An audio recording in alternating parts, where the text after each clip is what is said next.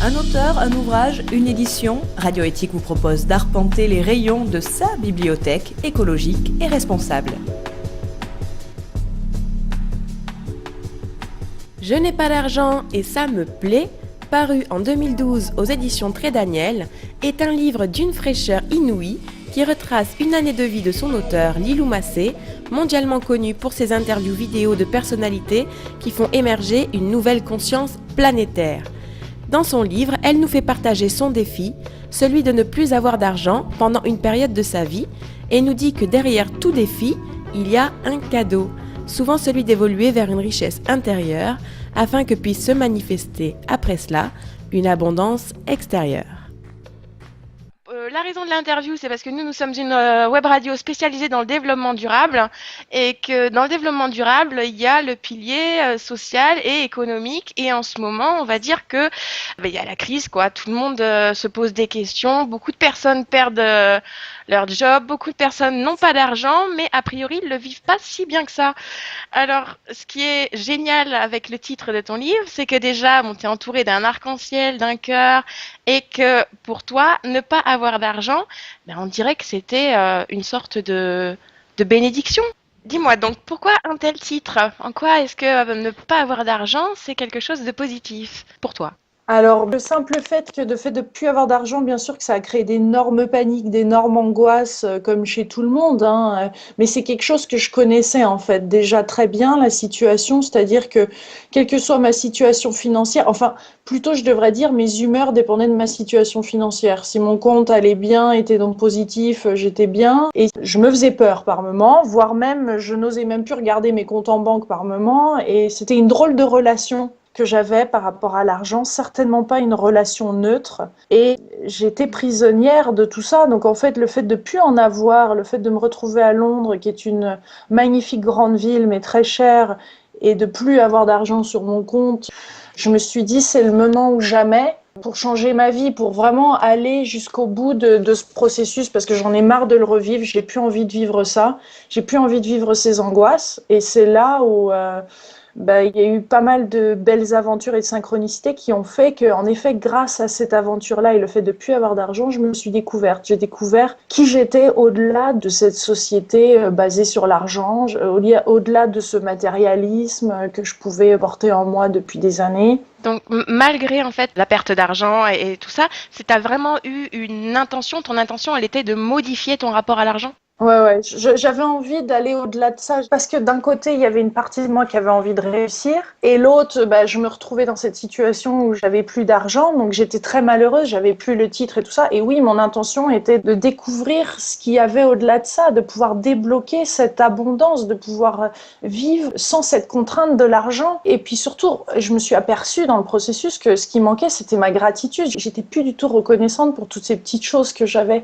J'étais plus reconnaissante pour cette tasse de thé qu'on pouvait m'offrir ou ce sourire et tout ça. Donc ça a absolument transformé, révolutionné ma vie. C'est comme s'il y avait eu un changement de paradigme. Donc c'est plus tellement l'argent en fait qui était le centre de tout, c'est t'as élargi en fait le concept d'argent à abondance. Abondance de la vie, abondance des choses, des petites choses de la vie qui sont finalement merveilleuses et qui portent en elles une grande richesse. Ah ouais, c'est-à-dire que maintenant je vois la vie comme tout devient miracle en fait, tout est miracle. J'ai cette reconnaissance, cette gratitude de ces petites choses qu'avant je voyais peut-être pas. Et en effet, c'est une réalité qui est très juteuse, qui est délicieuse, qui est tellement bonne parce que même des petits trucs, ça me touche et ça me permet de vivre plus dans cet instant présent qu'avant, où j'étais bloquée. La peur me tétanisait. La plupart des choix que j'avais faits dans ma vie, des choix importants, où ça avait été sous la peur. Donc tu as décidé de lâcher prise de cette peur et de mettre aussi en pratique parce que tu réalises beaucoup d'interviews, tu parcours le monde pour rencontrer des personnes qui font émerger, alors à leur manière, ça peut être par rapport à des livres, des idées, la science, etc. Enfin, qui participent à faire émerger une nouvelle conscience planétaire. Et donc tu as décidé de mettre en pratique, et c'est ce que tu racontes dans ton livre, ce que les gens t'apportent en fait. Et donc tu dis que pour attirer l'argent, c'est aussi un état d'esprit. C'est que ça a eu une importance, la façon dont on se comporte, ce qu'on pense. Mais en fait, c'est plus tant après pour attirer l'argent qu'on vit, puisque après c'est une qualité de vie, c'est déjà de faire maintenant un métier que j'aime grâce cette perte d'emploi grâce à ce passage-là où il y avait vraiment plus l'argent. Maintenant, c'est-à-dire que j'ai l'impression de vivre mon rêve qui est en effet d'interviewer, de voyager, de pouvoir diffuser cette information qui est importante à diffuser à mes yeux. Donc, je me retrouve dans un espèce de flow et d'abondance et de façon d'être, c'est-à-dire que c'est plus l'être qui prime plutôt que le faire. Je suis plus dans cette façon de me connecter avec des gens que j'appelle des co-créateurs, parce que je trouve que vraiment c'est magnifique cet état de co-création où deux personnes se retrouvent, où il y a cette inconditionnalité et là, dans la spontanéité du moment, il y a quelque chose qui se fait et qui se passe qui pourrait pas se faire sans l'autre. Et là, ça, je trouve ça merveilleux. Moi qui ai été à fond dans la séparation, dans la compétition, dont j'ai peur des autres, je m'en approche, mais non, ça va me faire mal. De maintenant pouvoir avoir ces moments absolument parfaits où deux êtres humains ou plus se retrouvent et il y a ce truc qui est fait, cette chose nouvelle qui naît, ça me fascine. Et donc, c'est en effet un rapport qui est complètement différent. L'argent est devenu neutre, c'est quelque chose qui me sert bien sûr à me déplacer, à faire ces interviews, à vivre au quotidien, mais c'est plus au cœur de mes soucis. C'est-à-dire qu'il n'y a plus ce souci-là. Et du fait qu'il n'y ait plus ce souci-là, il n'y a plus non plus de problème concret par rapport à ça. En ayant fait un nettoyage et une espèce de, finalement, de guérison, donc mettre au premier niveau l'être au lieu de mettre le matériel, quoi, ça a guéri tout un ensemble de choses et maintenant, l'argent, comme le reste, rentre de façon naturelle. Ouais, voilà, dans ta vie. Et je pense que c'est le cas pour nous tous, que l'argent, et puis c'est pas seulement l'argent, c'est les cadeaux, c'est des petites choses qui arrivent, un soutien. Bien sûr que ça peut passer par le financier, mais il n'y a pas que ça en fait. C'est-à-dire que la vie, l'existence devient riche de sens, riche de sensations, d'émotions, même dans l'imperfection. On comprend que c'est pour ça que les titres de mes livres, ça me plaît, parce que dans ces défis-là, il y a quelque chose, si on accepte ce défi-là, on va voir que de l'autre côté, il y a un merveilleux cadeau. Il y a vraiment autant de lumière que peut-être ce défi-là peut ressortir en nous, peut-être le pire de nous, ou des grandes peurs qui étaient peut-être enfouies ou qu'on pensait avoir lâchées depuis longtemps. Et derrière tout ça, on peut transmuter. Moi, je trouve que l'être humain, on est fascinant. Il y a vraiment des...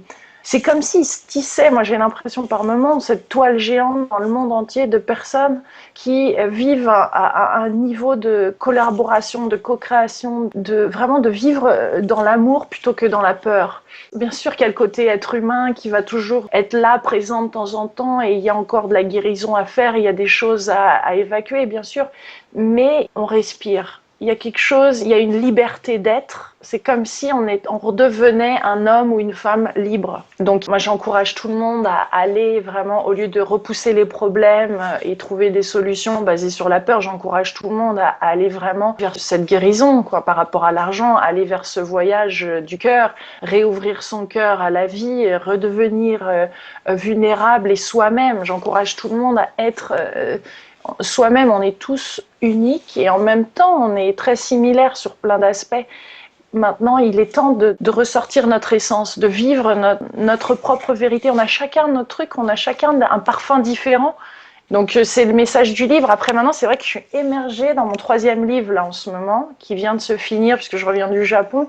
Et donc, c'est encore plus sur la co-création. Il n'y a plus toutes ces peurs. Par rapport aux 2 premiers livres, il y a eu des passages très difficiles. Là, c'est comme si c'était le flow de la vie. C'est l'avènement. Et quel sera le titre du livre? Je n'ai pas de religion et ça me plaît. Oh, intéressant. Et pour la petite histoire, c'est Bernard Werber donc, qui a écrit tous ces livres de fiction là, que j'ai pu rencontrer et interviewer au Québec le 15 avril, qui m'a inspiré ce titre-là. Parce qu'il rigolait de mes premiers livres et il m'a dit alors, et le je n'ai pas de religion et ça me plaît. Et quand il m'a dit ça, ça a été, c'était comme s'il y avait 10 000, 100 000 lumières qui se sont, ça scintillait autour, quoi. J'étais là, oui. Bien sûr que c'est le titre de mon prochain livre. Donc je suis partie du titre. Contrairement aux autres de mes récits. Je pars du titre et j'ai laissé les choses se présenter pour que le récit, en fait, la vie amène les différents éléments par rapport à ce titre-là. Ce qui m'a fait partir au Japon et j'en reviens tout juste. Je n'ai pas d'argent et ça me plaît, un ouvrage signé Lilou Massé, paru aux éditions Très Daniel.